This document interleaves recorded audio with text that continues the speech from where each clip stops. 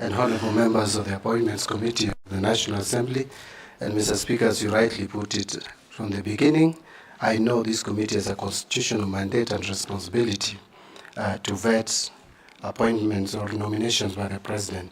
And so, being colleagues notwithstanding. However, I just want to mention very quickly, Mr. Speaker, that I'm John Mbadi, as I've mentioned before, and as you rightly mentioned.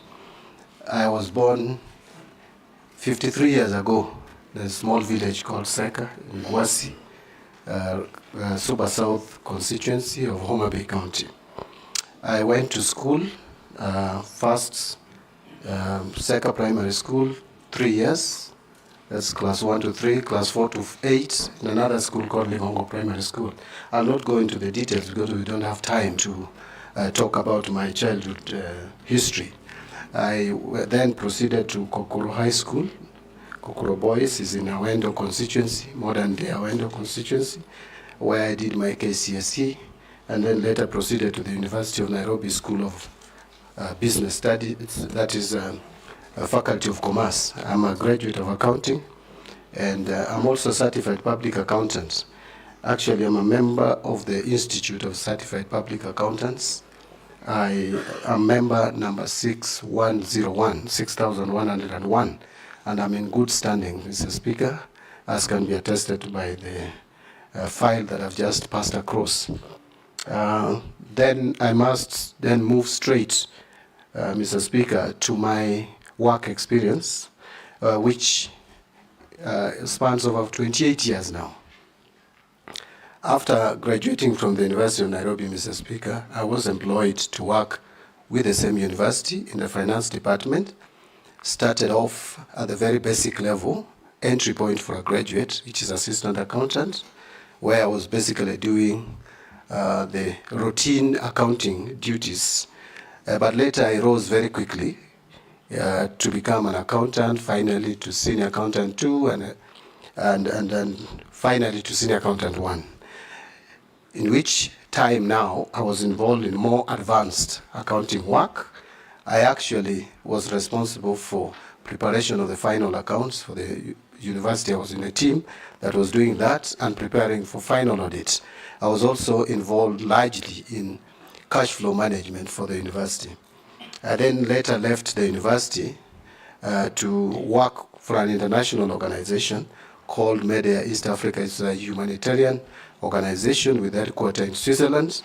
I was the regional finance director responsible for supervising the finance departments of the region, that is Uganda office, South Sudan office, Somali office, and the Kenya office.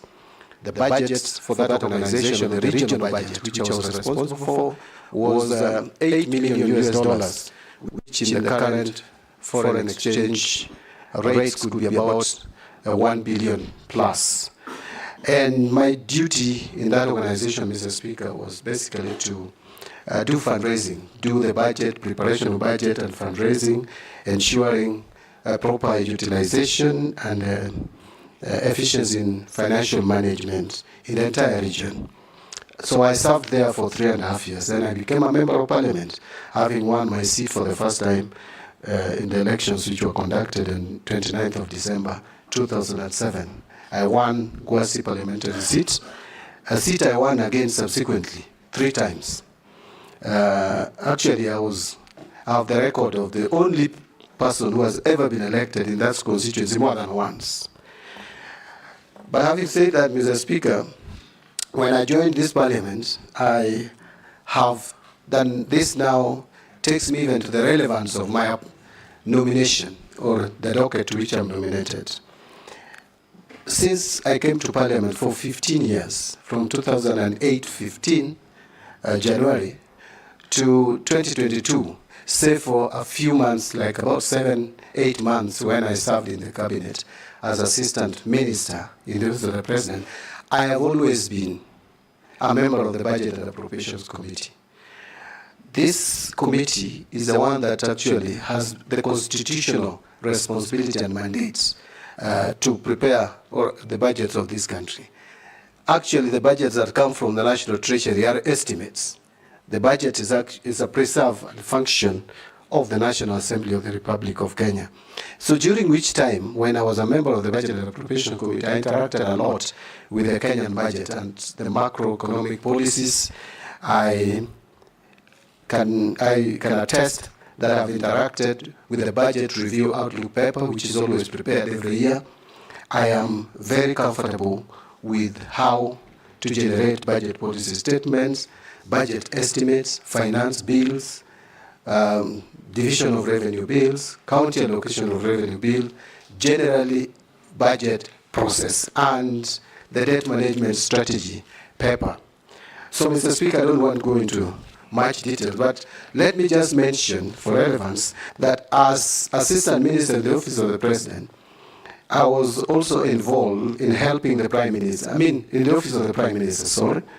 I was Assistant Minister in the Office of the Prime Minister. And in that office, the responsibility of that office was basically to supervise and coordinate government functions in all ministries, departments, and state agencies, which is very much in line with what my role at the Treasury, if this committee proposes my approval to the National Assembly and finally approved and appointed. In that office, Mr. Speaker, you will recall that there was no minister.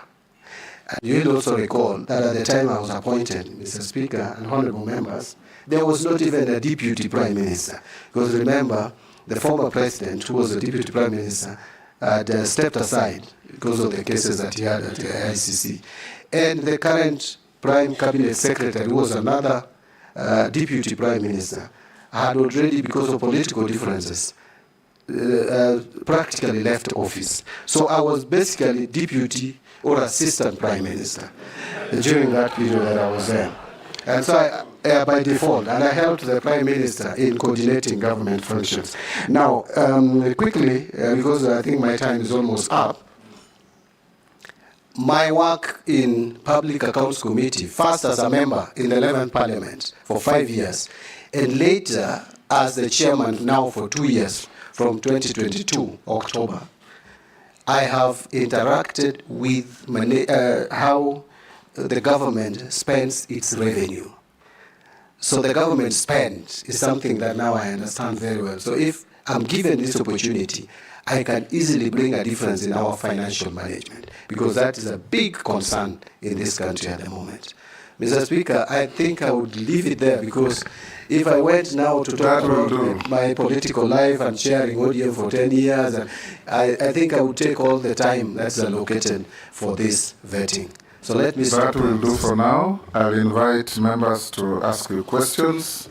And like I said, members, don't be prejudiced by the fact that John Mbadi is your colleague.